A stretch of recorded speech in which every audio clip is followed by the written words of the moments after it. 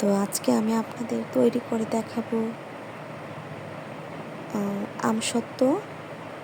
তো আমসত্ত্বর জন্য আমি কিছু পরিমাণ শুকনো মরিচ নিয়েছি, এখানে 5 ফোড়ন নিয়েছি এবং কিছু কাঁচা আম, প্রায় 2 কেজি কাঁচা আম এখানে নিয়েছি।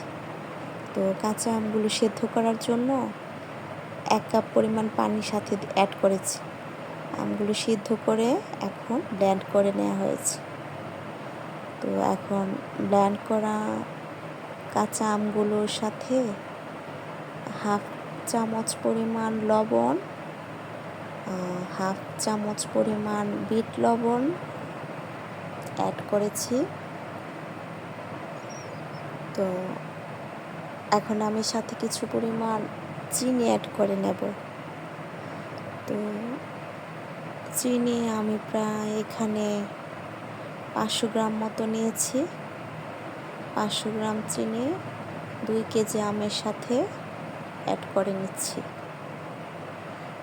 তো 500 গ্রাম চিনির মতো আমি এখানে নিয়ে নিচ্ছি। চিনি অ্যাড করা হয়ে গেল।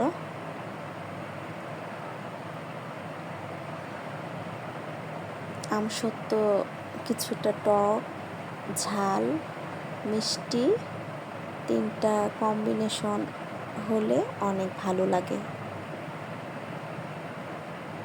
500 গ্রাম চিনি অ্যাড করেছি 2 কেজি আমের সাথে।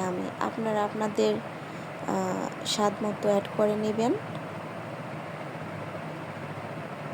তো এখন চিনি আমের সাথে যতক্ষণ পর্যন্ত না মিশে যায় এবং চিনির পানিটা যতক্ষণ পর্যন্ত না শুকায় ততক্ষণ আমাদেরকে জাল করে নিতে হবে।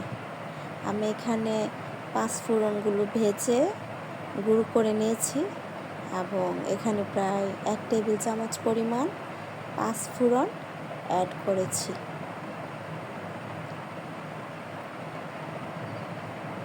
তো আপনারা আপনাদের স্বাদ মতো, আপনাদের কাছে যেরকম ফ্লেভার ভালো। তো এখানে আমি প্রায় 10টির মতো শুকনো মরিচ ভেজে গুঁড়ো করে নিয়েছি। সেগুলোকে আমরা এখন অনেকক্ষণ, প্রায় আধা ঘন্টা সময় অল্প আঁচে, চুলাটা আপনি অল্প আঁচে, মৃদু আঁচে রেখে নেড়ে নিতে হবে। যত সময় নিয়ে আপনি আমের এটাকে আপনি যতক্ষণ পরিমাণ শুকিয়ে নেবেন ভালো হবে। তারপর আমি এগুলোকে ডিশের মধ্যে পাতলা করে রুটির মতো ছড়িয়ে নিয়েছি।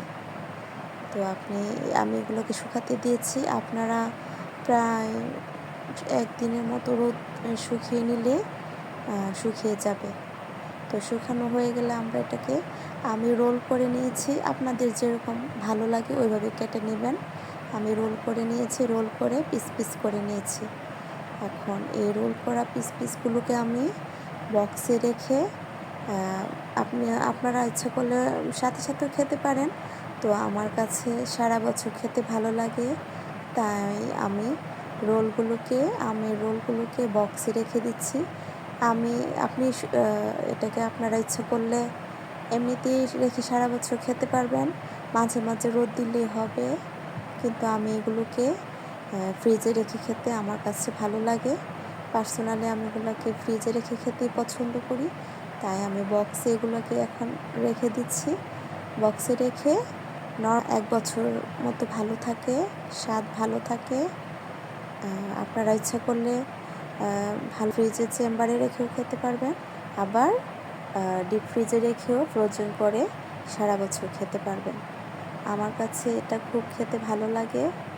আমি যেভাবে তৈরি করেছি, আপনারা তো রেসিপিটা দেখলেন। ইচ্ছে করলে বাসায় এভাবে তৈরি করে খেতে পারেন, বাসায় তৈরি করে খাবেন।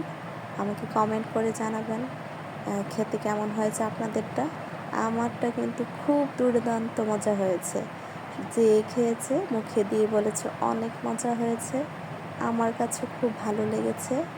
আপনারা বানিয়ে খাবেন বাসায়, অনেক সহজ, খেতে অনেক মজা হয়।